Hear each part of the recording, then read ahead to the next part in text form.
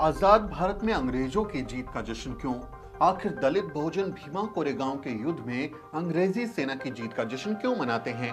ऐसे सवालों के जरिए मनुवादी मीडिया और ब्राह्मणवादी मानसिकता के लोग भीमा कोरेगांव की ऐतिहासिक लड़ाई को अंग्रेजों की लड़ाई साबित करने की साजिश कर रहे हैं। वो पूछ रहे हैं कि 204 साल पहले अंग्रेजों की जीत का जश्न मनाकर दलित देश विरोधी काम क्यों कर रहे हैं।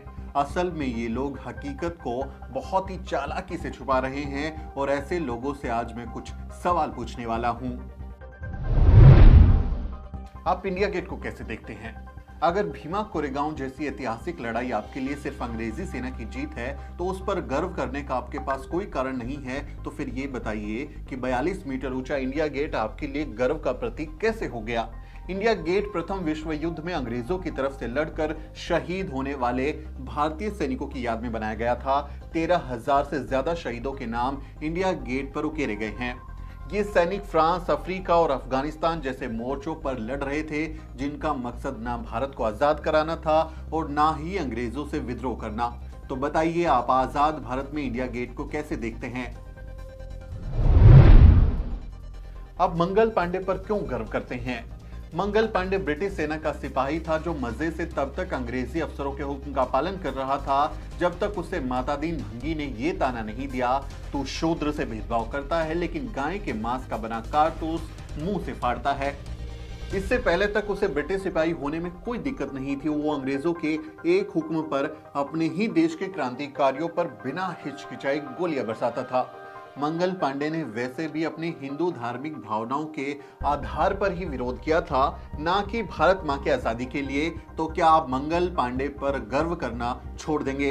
अपनी धार्मिक भावना की रक्षा के लिए गोली चलाने वाला मंगल पांडे आपका हीरो है, लेकिन आत्मसम्मान के लिए हजारों की सेना को मिट्टी में मिला देने वाले महार आपके लिए विलन कैसे हो गए? गजब का दोगलापन है आपका। सारागढ़ी की लड़ाई का क्या? 12 सितंबर 1857 को खैबर पख्तूनख्वा में लड़ी गई सारागढ़ी की लड़ाई को क्या कोई झुठला सकता है? ब्रिटिश सेना के 21 सिख सैनिकों ने अफगान सेना के 10,000 सैनिकों के छक्के छुड़ा दिए थे। क्या उस वक्त इन 21 बहादुरों का मकसद भारत की आजादी था? शायद नहीं, क्योंकि वो सब तो ब्रिटिश सेना की नौकरी कर रहे थे। तो क्या आप इस लड़ाई को इतिहास के पन्नों में दफना सकते हैं? क्या आपके लिए इस अदम्य साहस और वीरता की लड़ाई में गर्व की कोई बात नहीं है? आप हाइफा युद्ध को कैसे देखते हैं? 23 सितंबर 1918 को विदेशी सरजमी पर लड़ी गई हाइफा की ऐतिहासिक लड़ाई में भी तो भारतीय सैनिक अंग्रेजों की तरफ से ही लड़ रहे थे। क्या उन राजपूत जवानों की बहादुरी पर गर्व नहीं करना चाहिए? क्या दिल्ली के तीन मूर्ति चौक पर, जिसे आप हाइफा चौक के नाम से जानते हैं, वहां से गुजरते हुए सम्मान और जोश की अनुभूति नहीं होनी चाहिए? ये सभी सैनिक भी तो अंग्रेजों के लिए ही लड़ रहे थे। आखिर क्या है भीमा कोरेगांव की लड़ाई?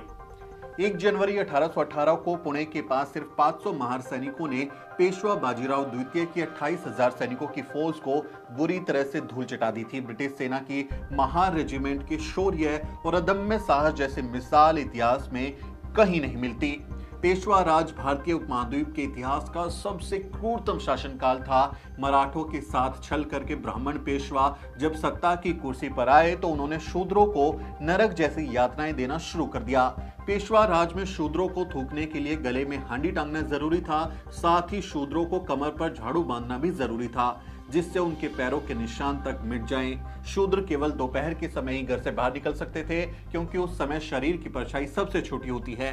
परछाई कहीं ब्राह्मण के शरीर पर ना पड़ जाए, इसलिए उनके लिए यह समय निर्धारित किया गया था। शूद्रों को पैरों में घुंघरू या घंटी बांधनी जरूरी थी, ताकि उसकी आवाज सुनकर ब्राह्मण दूर से ही अलर्ट हो जाए और अपवित्र होने से बच जाए। ऐसे समय में जब पेशवाओं ने दलितों पर अत्यंत अमानवीय अत्याचार किए, उनका हर तरह से शोषण किया, तब उन्हें ब्रिटिश सेना में शामिल होने का मौका मिला। अंग्रेज चालाक थे और ब्रिटिश सेना में शामिल सवर्ण शूद्रों से कोई संबंध नहीं रखते थे, इसलिए अलग से महार रेजिमेंट बनाई गई। महारों के दिल में पेशवा साम्राज्य के अत्याचार के खिलाफ जबरदस्त गुस्सा था, इसलिए जब 1 जनवरी 1818 को भीमा कोरेगांव में पेशवा सेना के साथ उनका सामना हुआ तो वो उन पर शेरों की तरह टूट पड़े। सिर्फ 500 महार सैनिकों ने बाजीराव द्वितीय के 28,000 सैनिकों को धूल चटा दी। महारों में अंग्रेजी सिपाही होने से ज्यादा जातीय भेदभाव और अपमान का बदला लेने की ललक थी। इस तरह ऐतिहासिक लड़ाई में महारों ने अपने अपमान का बदला लिया। इस जीत ने वर्ण व्यवस्था पर ऐसा प्रहार किया कि वो आज तक संभल नहीं पाई है। बाबा साहब ने भीमा कोरेगांव में शौर्य दिवस के सामने खड़े होकर कहा था, आप शूरवीरों की संतान हो, याद करो तुम्हारे पूर्वजों ने कितनी बहादुरी से लड़ाइयां लड़ी हैं। आज भी 1 जनवरी को लाखों लोग भीमा कोरेगांव पहुंचते हैं और शौर्य स्तंभ से प्रेरणा लेते हैं। उसे देखकर उनमें आत्मविश्वास आता है और इसी आत्मविश्वास से घबराकर मनुवादी लोग और मीडिया दलितों के साहस के इस महापर्व को बदनाम करने की साजिश करते हैं।